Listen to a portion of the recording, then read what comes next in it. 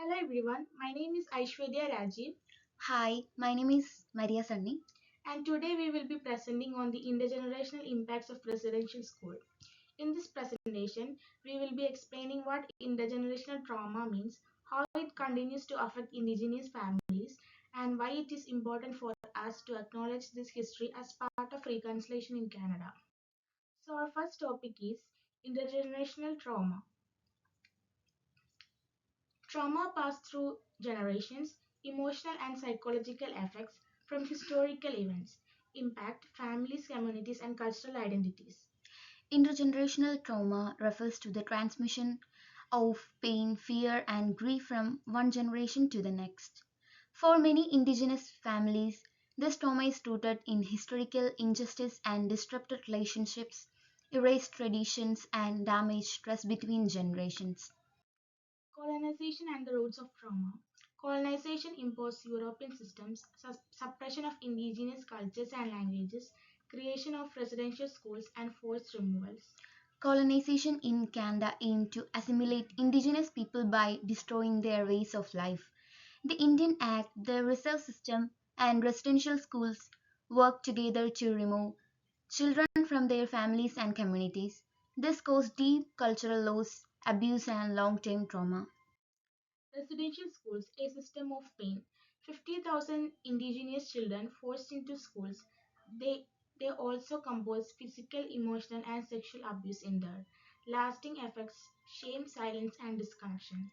From the 1800s until 1996, more than 15,000 Indigenous children were taken from their homes and sent to residential schools.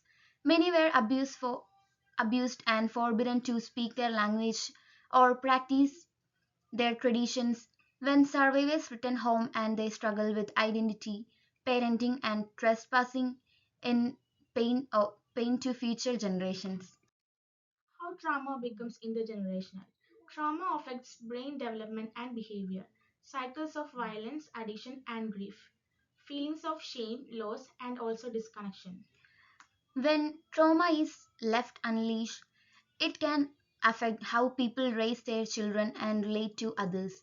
For instance, unresolved fear or anger can lead to patterns or substance use, violence, or emotional withdrawal. Over time, this response becomes part of family and community life. Pathways to healing and resilience, reconnection with culture and language, community led healing and education, honoring survivors and truth telling. Despite, on, Despite the ongoing impacts of colonization, indigenous people have shown incredible strength and resilience.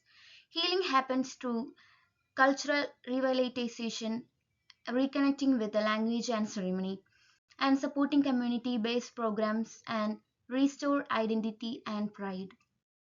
By moving forward together, we recognize that history and listen to survivors, supporting indigenous led healing and education as a tool for reconciliation.